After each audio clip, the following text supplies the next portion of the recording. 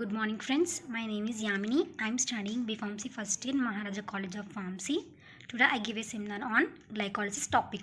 Glycolysis is nothing but a carbohydrate metabolic process which is the universal metabolic pathway for energy production.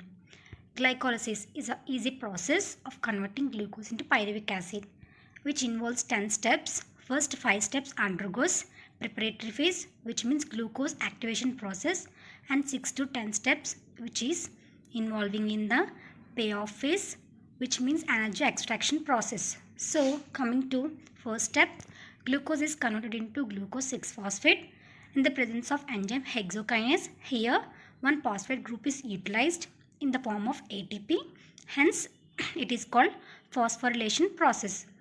Next, coming to second step, glucose 6-phosphate is converted into fructose 6-phosphate in the presence of enzyme phosphoglucose isomerase, which is the reversible reaction, hence it is called isomerization reaction. The first step is glucose to glucose 6-phosphate is a irreversible reaction, which means glucose 6-phosphate does not convert into glucose. Next, fructose 6-phosphate is converted into fructose 1,6-bisphosphate in the presence of enzyme phosphofructokinase, in which ATP is utilized in the form of phosphate group.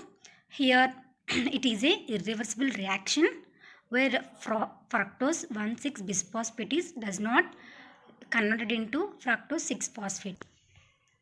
Fructose 1,6-bisphosphate is converted into dihydroxyacetone phosphate and glyceraldehyde 3-phosphate, which is undergoes cleavage in the presence of enzyme aldolase. Dihydroxyacetone phosphate, which is the reversible process, undergoes glyceraldehyde 3-phosphate in the presence of enzyme triose phosphate isomerase. Next, glyceraldehyde 3-phosphate, which contains two molecules because due to cleavage of the fructose 1,6-bisphosphate. Glyceraldehyde 3-phosphate is converted into 1,6,1,3-bisphosphoglycerate in the presence of enzyme glyceraldehyde 3-phosphate dehydrogenase. Here H2 is released in the form of NAD to NADH. Here energy is released in the form of NADH. Next, 1,3-bisphosphoglycerate is converted into 3-phosphoglycerate in the presence of enzyme phosphoglycerate kinase. Here ATP is released, 2 molecules of ATP is released, and then 3-phosphoglycerate is converted into 2-phosphoglycerate in the presence of enzyme phosphoglycerate mutase. Next, 2-phosphoglycerate is converted into phosphoenol pyruvate in the presence of enzyme enolase, and then phosphoenol pyruvate is converted into pyruvate in the presence of enzyme pyruvate kinase. Here energy is released in the form of ATP, 2 molecules of ATP is released. So this is the total reactions which is involved in the glycolysis, which in turn divided into 3 steps. First one is energy generating phase, and then splitting phase, and then energy utilizing phase. Energy utilizing phase is undergoes first 3 steps, which means glucose is converted into glucose 6-phosphate, glucose 6-phosphate to fructose 6-phosphate, and fructose 6-phosphate is converted into fructose 1,6-bisphosphate. And then splitting phase is which involved fructose 1,6-bisphosphate is converted into dihydroxyacetone phosphate and glyceraldehyde 3-phosphate in the presence of aldolase. And then energy generating phase.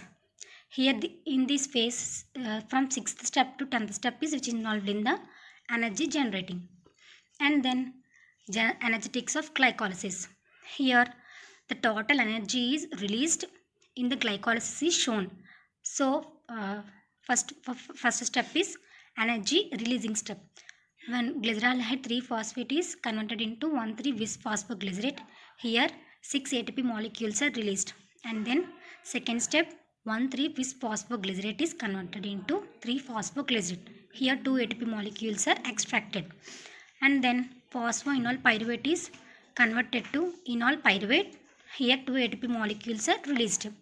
So these 3 steps are energy involving in the energy generating phase. So now coming to energy utilizing phase.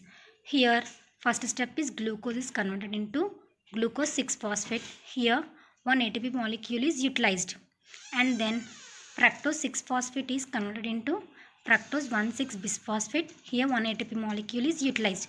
The total net yield of the glycolysis is 8 molecules of ATP. So coming to significance of glycolysis. Glycolysis is an almost universal central pathway of glucose catabolism which is occurring in the cytoplasm. Many types of anaerobic microorganisms are entirely dependent on glycolysis. The main theme of the glycolysis is production of energy for all organisms. Renal medulla and brain solely dependent on glycolysis for major source of metabolic energy. Glycolysis is the only source of energy in erythrocytes. In strenuous exercise, when muscle tissue lacks enough oxygen, anaerobic glycolysis forms the major source energy for muscles.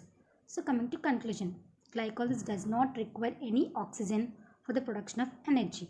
It is a starting point for both anaerobic and aerobic processes and occurs in the cell cytoplasm and involving in the production of energy. Glycolysis breaks down glucose into two pyruvic acid molecules, which is in turn useful for the Krebs cycle, and then glucose is the carbohydrate metabolic pathway, which in turn leads to the Krebs cycle for the production of two molecules of pyruvic acid. And then reference, I got a reference from the textbook of Biochemistry. It is written by U. Satyanarayana and U. Chakramani. Thank you for giving this opportunity.